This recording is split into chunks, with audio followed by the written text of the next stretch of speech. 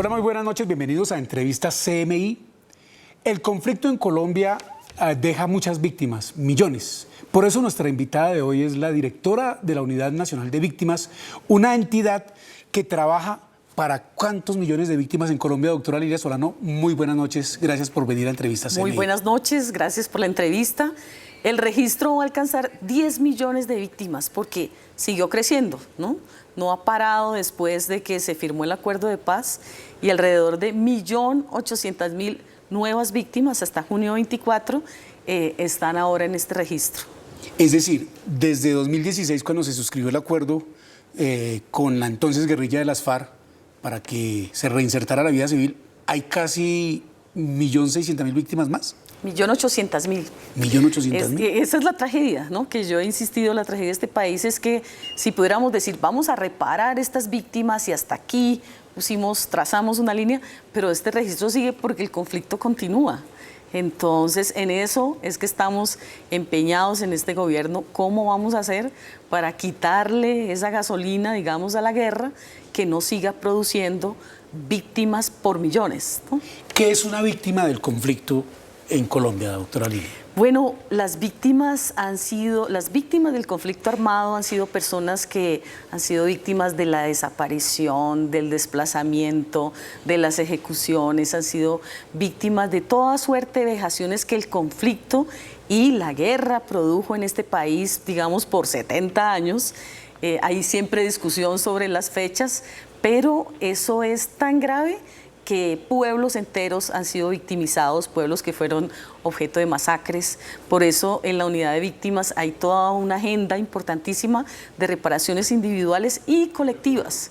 Muchos colectivos fueron victimizados y este es el rostro de este país. Si decimos 10 millones de víctimas, imagínate, casi un cuarto de la nación. ¿Y quiénes son los victimarios de esas víctimas? Bueno, ahí decimos que son quienes han estado, digamos, inmersos en el conflicto, los grupos armados. En una época hay muchas víctimas del paramilitarismo, pero también de las guerrillas, y lo más lamentable es que en mucho del territorio nacional se ha reeditado ese conflicto nuevamente, en muchas partes por la lucha del control territorial, de las rutas del narcotráfico. Es la tragedia, pero creemos que se puede poner un límite a este conflicto. Doctora Lilia, usted antes de ser directora de la Unidad de Víctimas, lleva pocos días en el cargo, recién posesionada por el presidente Gustavo Petro, era viceministra y tenía que atender todo el tema de la conflictividad social, precisamente con víctimas desplazándose por todo el país. ¿Qué es lo que más está afectando en esos conflictos a las comunidades, en esa repetición de este conflicto que se recicla? Sí, desde el Viceministerio del Diálogo Social pues respondíamos justamente a la conflictividad y respondíamos con diálogo y concertación. Es decir, hacíamos mesas, llevábamos acumuladas mesas con incumplimientos, algunas desde los años 80, que gobiernos firmaron con las comunidades y luego no honraron esos compromisos. Entonces, los sectores sociales, las comunidades, las organizaciones, pues algunas a la carretera a hacer oír su voz, y hemos dicho en este gobierno debe ser con diálogo que se resuelvan los conflictos, y entonces indígenas, afrocolombianos, campesinos, maestros, mujeres, todo eso con incumplimientos de cosas fundamentales que se hubieran podido resolver si realmente en este contexto los derechos fundamentales se honraran. Claro, pero entonces eso no es ya en relación con el conflicto, sino con el incumplimiento y no satisfacción de las necesidades básicas. Sí, pero también habían organizaciones de víctimas que protestaban porque, por ejemplo, para poder reparar a millones de colombianos y colombianas, pues ningún gobierno tendría todos los recursos de repararlos completamente. Entonces hay muchas tutelas, hay mucho enojo alrededor del ritmo de la reparación, que es un ritmo que no es tan, digamos que es lento, pero que corresponde a los recursos que cada gobierno tiene. Pero sí muchas víctimas salen a decir, bueno, a ver, mi reparación personal y colectiva. ¿Cómo se repara una víctima? Bueno, ahora estamos, muy buena esta pregunta, porque ahora estamos hablando de dignificación de las víctimas y de algo muy importante que se llama soluciones duraderas. Es decir, no solo unos recursos a los cuales tienen derecho porque se les reconoce que son víctimas, sino que estamos pensando cómo se transforma estructuralmente la vida del país, y soluciones duraderas apuntan, bueno, tienen que ser acciones como derecho a la salud, a la vivienda, a la carretera, cosas que les permitan en forma integral tener bienestar. Entonces, la reparación de las víctimas va a tomar un giro muy grande en el sentido de que vamos a enfocarnos en soluciones duraderas para poder alcanzar a la mayoría de la población, y como nos ha dicho el presidente, trabajen sin descanso para que se note en este gobierno que antes, nuestro periodo y después, se puso en el centro de la vida la dignificación de las víctimas. Doctora Lilia, ¿qué es una reparación colectiva? Los colectivos que han sido, digamos, objeto de persecución, de, como ya te mencioné, de masacres, se organizan y presentan la necesidad de que, como fueron afectados colectivamente, por ejemplo, ¿Las madres de Soacha? Sí, y también... ¿De los falsos positivos? Sí, pueblos étnicos, pueblos afrocolombianos, colectivos sindicalistas, campesinos, que, digamos, esa reparación también tiene que tener un redimensionamiento, porque hay un atraso en esa reparación de los colectivos, y que son también líderes sociales que fueron supremamente afectados, que hubieran podido transformar este país. En esos 10 millones de víctimas que hay en el registro, ¿cuántas personas han sido reparadas? Bueno, en este gobierno tenemos una meta que es una meta que puede parecer no muy ambiciosa, 600.000. Para el cuatrienio. Para el cuatrienio, pero el presidente ha dicho, hagamos un esfuerzo mayor, por eso su viaje a ONU y a la comunidad internacional a decir, no nos dejen solos, porque no vamos a poder ni parar la guerra solos, ni reparar a las víctimas. Entonces se tiene esta meta, y el presidente ha dicho, avancemos, luchemos porque sean 2 millones de víctimas que se puedan reparar en este gobierno. Pero como te dije anteriormente, si sigue creciendo la lista de víctimas, casi 10 billones, se volverá una cosa realmente un desafío para los países del mundo que nos acompañen a reparar a las víctimas. Lo que sucede en el Cauca, esa confrontación entre las disidencias, también la ofensiva legal del Estado por medio de la fuerza pública, lo que sucede en Antioquia, lo que sucede en Tibú, lo que sucede en Chocó, en todos los departamentos prácticamente. Sí. Hay confrontaciones. ¿Cómo y qué es lo que más está afectando a esas nuevas víctimas? Sí, está lo que en las poblaciones que volvieron a vivir, digamos, el conflicto armado, los afectan cosas como el confinamiento, como el desplazamiento, pero en una forma muy grave es que las comunidades quedan en la mitad de la guerra, del conflicto. Entonces, yo vine ayer del Cauca, y en el Cauca, en varios municipios, se reeditó ese conflicto, y ahí es muy claramente una cosa muy grave para toda la población en medio de las balas. Entonces, los alcaldes han dicho, estamos sufriendo, quedan sin acceso realmente a desarrollar sus proyectos de vida porque están ahí en medio de las balas. Entonces hemos dicho acompañar las comunidades en forma integral. El Cauca tiene ahora una cosa que se llama Misión Cauca. En el Cauca llevamos 21 mesas de diálogo y concertación para el bienestar de las comunidades, pero tiene que llegar un momento a que la sociedad entera rechace el conflicto y la guerra y la utilización de civiles también, y de niños y niñas. Ayer murió un niño en Argelia. En Argelia, sí. Entonces ahí dijimos, bueno, las entidades en su conjunto vamos a responder con planes de vida digna, porque también comienzan los pueblos a decir, estamos aislados, estamos solos. Dijimos, nadie está solo, a los pueblos no los vamos a dejar solos, y la gente pide más ejército, más batallones, pero lo cierto es que eso es la dimensión de contención, pero la dimensión de una paz integral es vámonos con transformaciones. Y requiere inversión. Exacto, inversión, cambios estructurales, vida digna y no dejar ni a los gobernantes locales ni departamentales solos. Por eso yo dije, nadie está solo aquí. Usted pone el ejemplo del Cauca, que es reiterativo y todos los días masacres, asesinatos en Antioquia. El fin de semana hubo 2 nuevas masacres. Nos vamos al otro lado, a la frontera con Venezuela, en Arauca. Fueron secuestradas 19 personas. Y usted misma lo manifiesta, doctora Lilia, usted se la pasa hablando con las comunidades en todo lado. Sí. Ya hay mucho desespero porque dice, la gente siente que el Estado se queda inerme. ¿Es realmente eso? ¿El Estado se está viendo cortico para responder a todo esto que está pasando? Yo creo que el Estado está respondiendo con toda la fuerza que puede responder y yo creo que también las comunidades se han cansado de décadas de conflicto armado y las mismas comunidades han ido poniendo límites, diciendo no más, no aguantamos más. Yo estoy segura que se tiene que imponer el diálogo y la concertación para salir del conflicto armado, porque ya llevamos años de probar lo contrario, ya llevamos años de solo respuesta militar, armada.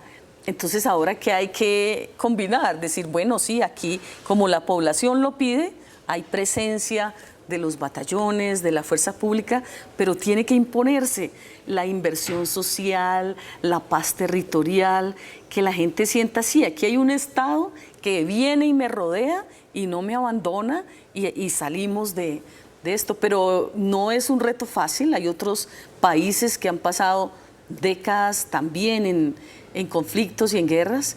Yo creo que estamos muy cerca de que se entienda el valor del esfuerzo, del compromiso, del diálogo y de la paz y no dejar sola la apuesta de paz total, porque también la paz es menos negocio que la guerra. Entonces a veces algunos sectores dicen, no, volvamos a la guerra, pero es que si ya hemos vivido toda la vida en eso mismo, entonces darle una oportunidad a la paz y que la nación, el país en su conjunto diga, no aceptamos más conflicto armado. Ella es Lilia Solano, la directora de la Unidad Nacional de Víctimas, politóloga y filósofa, ¿verdad? Soy filósofa y politóloga, sí. Y la directora de la Unidad Nacional de Víctimas, quien nos dice que hay 10 millones de personas que acreditan tal condición. Doctora Lilia, usted hablaba de que el Estado está reaccionando con lo que puede, pero esas personas y en los conflictos generados por los grupos armados ilegales y a veces por la misma acción también disuasoria o represiva del Estado, pues quedan a las comunidades en la mitad. El hecho de que se sienta la impotencia en la comunidad, ¿cómo lo ven ustedes desde el gobierno cuando usted se reúne con esas personas? Que dicen siempre lo mismo y no pasa nada. Sí, yo creo que a veces la gente cuando habla desde el dolor, dice no, nada sirve, estamos solos, no pasa nada. Cuando entramos en los procesos de diálogo, que era, digamos, la tarea que adelantaba y que vamos a adelantar también desde la Unidad para las Víctimas, es mirar en su conjunto, mire, pero no ha habido los grandes avances, pero las comunidades han avanzado. Hemos realmente hecho una articulación de entidades para que, bueno, entonces que arranque la construcción de la carretera, que no hay agua potable, que necesitamos maestros, hospitales. Digamos, en ese sentido, cuando tú muestras que han habido avances y pasos, la gente puede entender que eso también es dignidad, que eso también es bienestar y eso es lo que tenemos que profundizar en todo el país. Pero la gente sí tiene la sensación de que no quiero sentirme solo, no quiero que sentamos que en medio de las balas estamos solos. Ese es un esfuerzo. Claro, doctora Lilia, eso que usted dice es muy importante, pero digamos, es discurso. Sí. Usted y yo nos vimos en el Popayán, usted viceministra, cuando fue el presidente hace unas semanas, y en una reunión con víctimas precisamente del departamento, le enrostraban al presidente que estaban solos, que los grupos armados ilegales reclutaban niños, que los grupos armados ilegales confinaban las comunidades, que los grupos armados ilegales violaban las mujeres y niñas, que los grupos armados ilegales, y todo no de antes, sino de ahora, que es lo que usted dice que se está reciclando. Sí. Frente a ese clamor de la comunidad, sí parecería que la respuesta del Estado es corta y que se queda, y se lo digo con todo el respeto, más en discurso, porque esa es la percepción que dan las mismas víctimas, que en acción. Sí, y eso no queremos, que sean discursos, porque la gente está cansada de discursos, pero lo que yo te puedo contar es el otro lado de la historia, y el lado de la historia de las acciones, el lado de irnos a acompañar las comunidades. La respuesta, Argelia, fue: ¿cuántos alcaldes están en esta coyuntura en condiciones de vulnerabilidad? Vamos a tener aquí el 29 de julio, la próxima semana, una reunión con esos alcaldes inmediatamente. ¿Del Cauca? Sí, del Cauca. Van a venir a Bogotá. Sí. Van a reunirse con los ministros y las ministras. Y va a haber una reunión también allá en el territorio, sin que pare la respuesta también de Fuerza Pública y Ejército, pero también estar allá presentes que necesitan el hospital, los maestros, la escuela, y que eso se note, que esa sea una voz que hable más fuerte que las balas de los fusiles. La gente sí está cansada, pero también recordemos que hay una deuda de años y años con las comunidades que vivieron la guerra, pero aquí sí estamos en esta realidad del conflicto armado, aquí está el gobierno, las entidades en su conjunto para responder. Eso es real. En una respuesta anterior usted hablaba de, cuando le pregunté quiénes son los victimarios, de los grupos armados ilegales, por supuesto, la antes guerrilla, paramilitares, y se quejó usted de que lastimosamente el Estado también y miembros de la fuerza pública vulneraran y fuesen victimarios. ¿Cómo está ese tema en el gobierno Petro? Bueno, aquí te digo, por lo menos de mi labor, que he sido defensora de derechos humanos, no ha habido, por ejemplo, en términos de la fuerza pública, no ha habido una manifestación, una movilización, una marcha en que haya salido un miembro de la fuerza pública golpeado. ¿Por qué? Porque viene no solo la acción del diálogo, sino la respuesta integral en cosas concretas, porque la gente ya no acepta discursos. Yo soy filósofa y una vez me dijeron: sin poesía, viceministra, sin poesía, porque no querían el discurso, sino, bueno, muéstrenos las acciones. Pero igual vemos en el territorio, los triunfos no son cuántos muertos y cuántas bajas, sino las vidas salvadas, las vidas protegidas. Y los triunfos que tenemos es cuánta inversión hay en el territorio. Ese es el resultado de la presencia integral del Estado. Intuyo de su respuesta que usted lo que quiere decir es que hoy la fuerza pública, militares y policía, es más garantista de los derechos humanos. Sí, eso sí es un sí absoluto. Garantistas, comprometidos. Mientras la gente angustiada pide más batallones, siempre hay el cuidado de insistir en que sea por diálogo, en que no llegue el momento en que, digamos, volvimos otra vez a la respuesta solamente de defensa, pero se articula, y hay momentos en que no se puede, como ha pasado en el Cauca, pero luchamos por eso. Un tema de un programa que usted presentó hoy, Diálogo Nacional para la No Repetición, de vinculación de niñas, niños y adolescentes en el marco del conflicto armado, que siguen siendo los más vulnerables, y el reclutamiento forzoso a gran escala. ¿En qué consiste este programa? Bueno, algo hermoso, bonito, traer niños, niñas, adolescentes a hacer un diálogo que son víctimas, y hacer un diálogo de la no repetición, porque esta triada de las víctimas, de que haya justicia, verdad, reparación integral y garantías de no repetición, no se puede quedar, como tú también señalas, en un discurso. Tiene que ser algo real, y los niños y las niñas presentaron una canción, dicen: no me voy a la guerra, no nos vamos a la guerra. Estamos lanzando toda una campaña de no al reclutamiento de niños, niñas, adolescentes, pero también ellos como interlocutores válidos, como sujetos de reparación, y esto es parte de una reparación integral que ellos tienen voz, que en algunos muy chiquitos, Batuta acompañó a estos niños a sacar una canción y es una canción que interpela a la sociedad. Es mejor buscar el camino del diálogo y de la paz. ¿En qué cambia la Lilia Solano, activista y defensora de derechos humanos toda su vida, a funcionaria, viceministra y ahora directora de la Unidad de Víctimas? Antes reclamaba acciones, ahora tiene que dar soluciones. Sí, yo creo que es también una cosa que me tomó con gran sorpresa, es que la gente toda estaba enojada con la figura de la institucionalidad.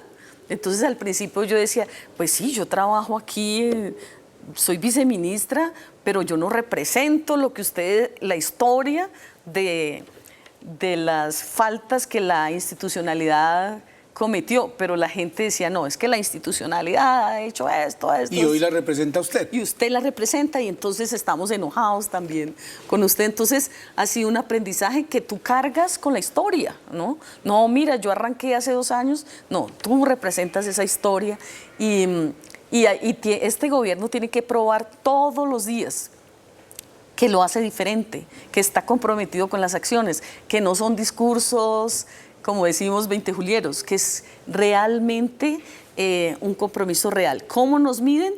Con acciones, no con el discurso, solo con las acciones. Hoy, cuando está sentada en un cargo público, bueno, sentada es un decir porque usted se la pasa en las regiones. Corriendo. Sí, señora. ¿Siente que cometió, cuando era directora de una ONG de derechos humanos, injusticias con quienes antes ocupaban esos cargos? Pues yo creo que cada uno está en su rol y cree que solamente con la radicalidad se hace entender. El mismo García Márquez dice, solo cuando uno exagera le entienden. Entonces también entiendo el reclamo de las comunidades que uno a veces ve como exagerado, que es visceral, que es cargado de dolor, y ahora entiende más el otro lado, ¿no? Pero aquí nos exigen no ser funcionarios, aquí siempre decimos somos servidores, servidoras públicas, y me parece bien que se nos exija dar lo máximo. Doctora Lilia, 10 millones de víctimas, ¿todas sí son víctimas o hay gente que han detectado que se mete ahí para colarse y tener beneficios? Sí, bueno, hay un proceso, ¿no? de acreditación, de poder estar en este registro, y puede ser que algunos pues no lo sean, pero yo por lo menos creo que de la mayoría de esos 10 millones de colombianos y colombianas son víctimas. Exigen que haya la transformación de esta historia y ser reparadas. Por eso insisto en la necesidad de la reparación integral. Ahora en agosto vamos a tener la visita de una oficina, un programa de Naciones Unidas que se enfoca en el tema de soluciones duraderas. Nos han acompañado, nos van a acompañar y vamos a relanzar todo ese proyecto. ¿Qué significa para la dignificación de las víctimas? Soluciones duraderas. Y esas soluciones duraderas son con lo que usted llama la presencia del Estado. ¿Por qué es tan importante la cooperación internacional en la que usted ha recalcado? Sí, es muy importante, no solamente por sus expertos que han analizado este tema del desplazamiento forzado en diferentes lugares del mundo, por los recursos que pueden sumar a la reparación, pero también porque es bueno sentirse parte de un mundo al que le preocupa el desplazamiento forzado y le preocupan las víctimas, que no son un tema usualmente que llame la atención, que se venda mediáticamente. Entonces nos habla de un mundo cambiante y ser parte de ese otro mundo nos hace también reconocer que hay salidas y que no estamos solos en esto de parar la guerra. ¿Cómo impacta a ese indicador de víctimas la migración venezolana que ronda los 2 millones de personas en Colombia, si la impacta? Sí, eso nos recuerda también que millones de colombianos se fueron a Venezuela, a otros países. Este fin de semana tenemos encuentro de víctimas de colombianos en el exterior. También en Ecuador ya suma millones de colombianos. Entonces, realmente, claro, la gente reaccionó porque le da miedo que sus derechos no estén garantizados si llegan, por ejemplo, que es un volumen grande, Sí. 2 millones de venezolanos. Pero tenemos también que recordar la historia, que los países vecinos que recibieron semejante cantidad de refugiados, exiliados, compatriotas que huyeron de la guerra, pues fueron países que sufrieron también y muchas veces dijeron, no, los colombianos vienen Sí, a robar y a acabar. Entonces, es difícil, es un país con esa deuda con las víctimas, pero eso también debe hacernos sensibles a cómo llegar a otro que está en condiciones de vulnerabilidad, y por eso se pidió la respuesta también de organismos que atienden el exilio y que atienden Sí. el desplazamiento, no solo interno, sino de quienes vienen de otros países. Y le hago una pregunta, la última, en relación con el cargo que usted tenía anteriormente. En Bogotá, hace 2 semanas, el alcalde de Cali, acompañado de los presidentes de los consejos gremiales de Nariño, de Cauca, del Valle del Cauca y otros alcaldes, expresaron su inquietud por el bloqueo de la vía panamericana y decían que el gobierno no actuaba eficazmente, y esa era su labor, porque dijeron, 2 personas bloquean la vía y entonces, como no puede actuar la fuerza pública, ¿qué es lo que pasa con esos bloqueos que dicen hasta 2 personas los hacen? Bueno, a veces no es la mayoría, la generalidad, pero a veces, por ejemplo, en un caso de unos maestros que no habían sido nombrados en una escuela, entonces la gente salió y bloqueó la vía porque interpelan a alcaldes y gobernadores, pero si sienten que bloquean una vía nacional, dicen, no, le toca venir al gobierno nacional. Entonces estamos en una tarea de articulación con gobiernos locales, departamentales. Mire, respondan rápido, porque Sí, así no hay necesidad de que la gente acuda a esas vías de hecho, pero no es cierto que 2 bloquean y todo se queda igual. ¿Qué pasó en Nariño? Fue mi última labor como viceministra. Fueron las empresas camioneras y los camioneros señora. que bloquearon. Y bloquearon, digamos, vías muy trascendentales, pero bloquearon todo el departamento. Allá fui con la ministra de Transporte, hicimos una mesa de diálogo, hicimos unos acuerdos y ese mismo día desbloquearon. Pero en este caso eran los transportadores los que bloqueaban. Doctora Lilia, directora de la Unidad Nacional de Víctimas, muchas gracias por estar aquí en Entrevistas Muchas CMI. gracias. A ustedes televidentes, gracias por la sintonía y buenas noches.